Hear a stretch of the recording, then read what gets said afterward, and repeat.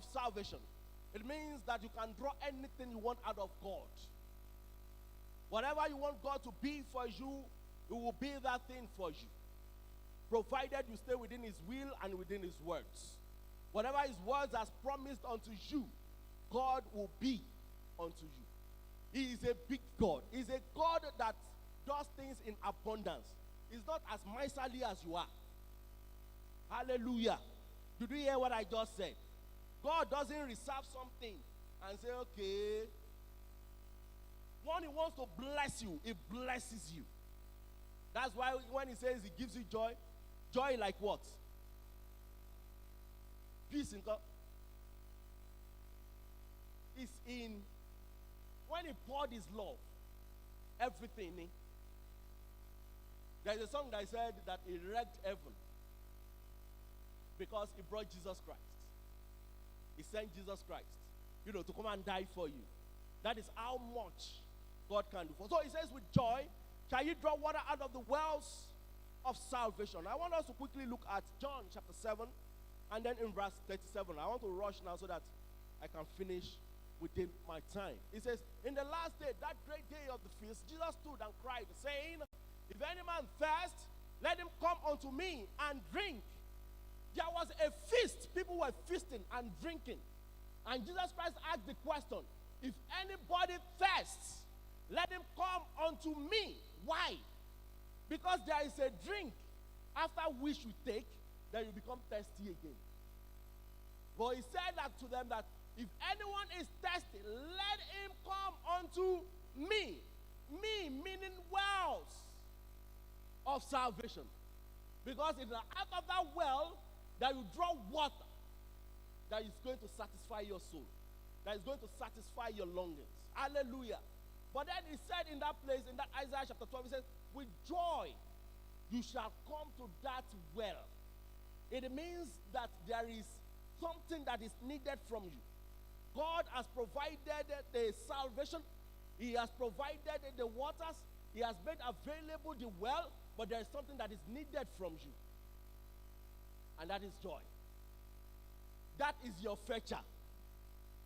That is what you use to draw. That is what you throw into the water. That is how you draw and you receive from God.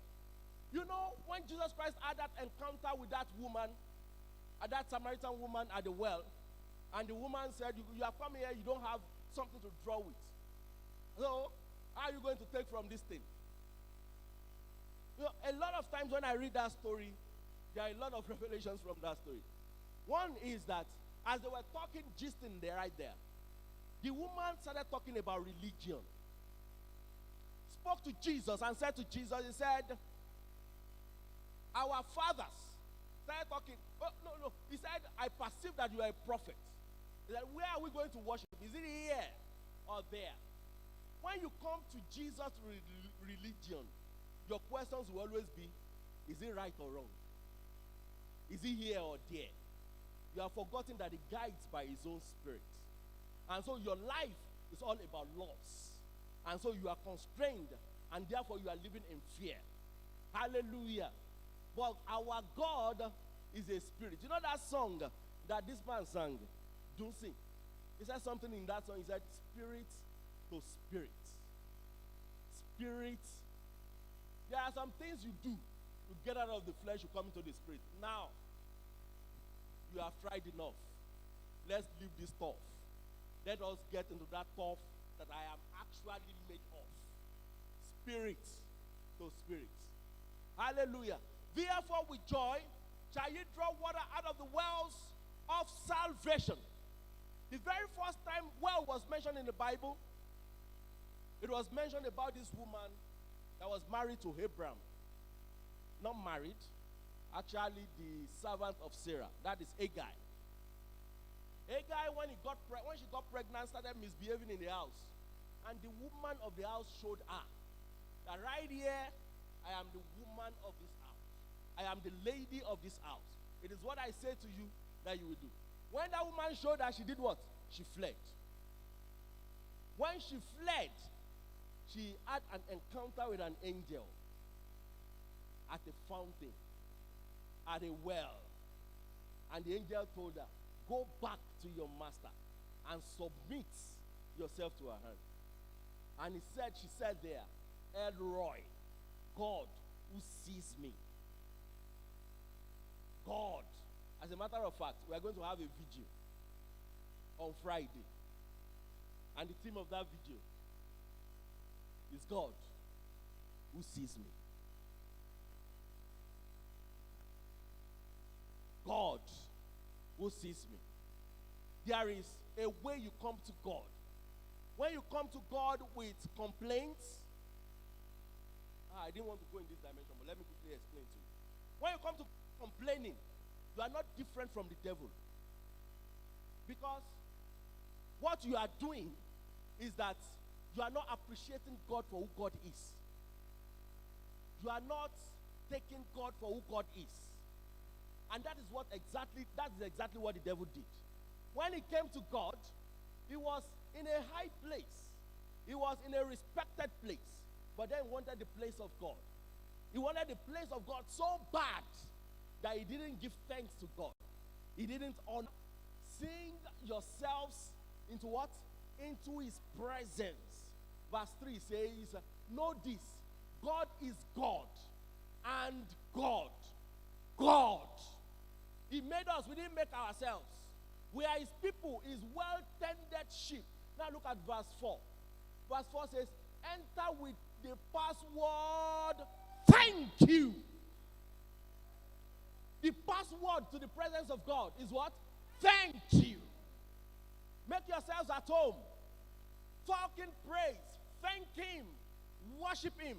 You want to access God. And you want to come into his presence. And you want his presence to do what he did in Psalms 114. Come to that presence with thanksgiving. Give me Romans chapter 1. Let me quickly show you something from there. As I begin to round up. Romans chapter 1. Let's read from verse 18. KJV. It says, but God, it says, for the wrath of God is revealed from heaven against all ungodliness and unrighteousness of men who hold the truth in unrighteousness. Verse 19 says, because that which may be known of God is manifest in them. That is, everything that you need to know about God is being made manifest in you. It says, for God had shown it unto them. Verse 20. It says, for the invisible things of God from the creation of the world are clearly seen, being understood by the things that are made. So you see all these trees. You see the wonders of the world. You don't think that there is a being behind it. You are one of those people who said the earth is created out of the Big Bang theory. Who banged the bang? It says, for the invisible things of him from the creation of the world are clearly seen, being understood by the things that are made, even his eternal power, the Godhead, so that they are without what? Excuse. Verse 21 says, because that when they knew God, they glorified him not as. Do you know God? Do you glorify him as God? He says, they glorified him not as God, neither were thankful, but became vain in their imaginations. And their foolish heart was what? Was darkened. Why was their foolish man darkened? Because they do not bring. Verse 22. Verse 26 says, professing to themselves to be wise, they became fools. It says in verse 23, it says, and change the glory of the uncorruptible God into an image made like to corruptible man, and to birds, and to four-footed beasts, and to creeping things. In other words, the glory that is due to God, you give to another. And because you give the glory that is due to God to another, or you do not recognize the glory that is due to God, or you do not bring his thanksgiving to him, God can give up on you. In other words, he will just withdraw himself from your case and then begin to look at you. Takes a posture of sit down, look. And when God takes that posture in your life, anything can happen. You may not lose your salvation, but you lose a lot of things. You will lose your joy, lose your job, lose your family, lose everything. That's exactly what happened there. Deuteronomy chapter 28, and then in verse 47. It says, because we are, Deuteronomy chapter 28, verse 47 says, because thou serve not the Lord thy God with what? Church, you are not responding. Because they serve not the Lord thy God with what? And with what? For the abundance of all. Look at verse 49. It says, therefore shalt thou serve thy enemies. That will not be your portion.